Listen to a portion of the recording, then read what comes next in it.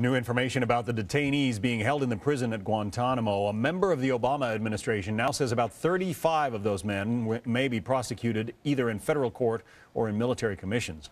Roughly 50 might continue to be detained somewhere, and as many as 110 may be transferred to foreign nations. This comes on the day on which President Obama said he would have Gitmo shut down. Let's talk about it with Cully Stimson, a senior legal fellow at the Heritage Foundation, former Deputy Assistant Secretary of Defense for detainees.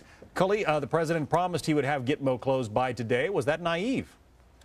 It was. It's actually one of those promises you're happy he didn't fulfill. The only people it's going to make mad is the ACLU and the leftists in this country. Look, they took this approach that they need to close it within a year. It was an aggressive time frame, but one that wasn't doable. And now no one's sad except the ACLU and others. Well, when you were working in the Bush administration, I mean, President Bush wanted to close it down. That was part of your job, too, wasn't it? It was, and in fact, the Bush administration transferred or released over 500 people off that island. The Obama administration has transferred only 44. But the ones that remain, the 196 that remain, are very tough cases, and that's why it's taken at least a year for them to get their arms around the problem and figure out a disposition for them. This place won't close this year, John. Do you have some sympathy for Greg Craig, the guy who was tasked with getting it closed and basically lost his job because it isn't? Absolutely.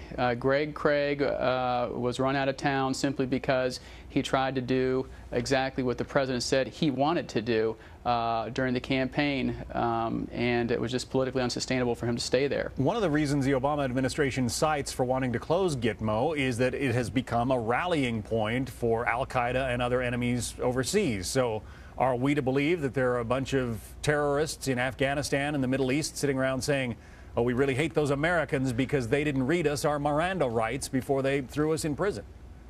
They hate Americans because we're Americans. There was no Gitmo before the first World Trade Center bombing or the African embassy bombings or the Cole bombing or 9/11. And when and if the Thompson Correction Facility in Illinois stood up, that will be used as a propaganda tool against the United States. Cully Stimson, who worked on detainee issues for the Bush administration, now at the Heritage Foundation.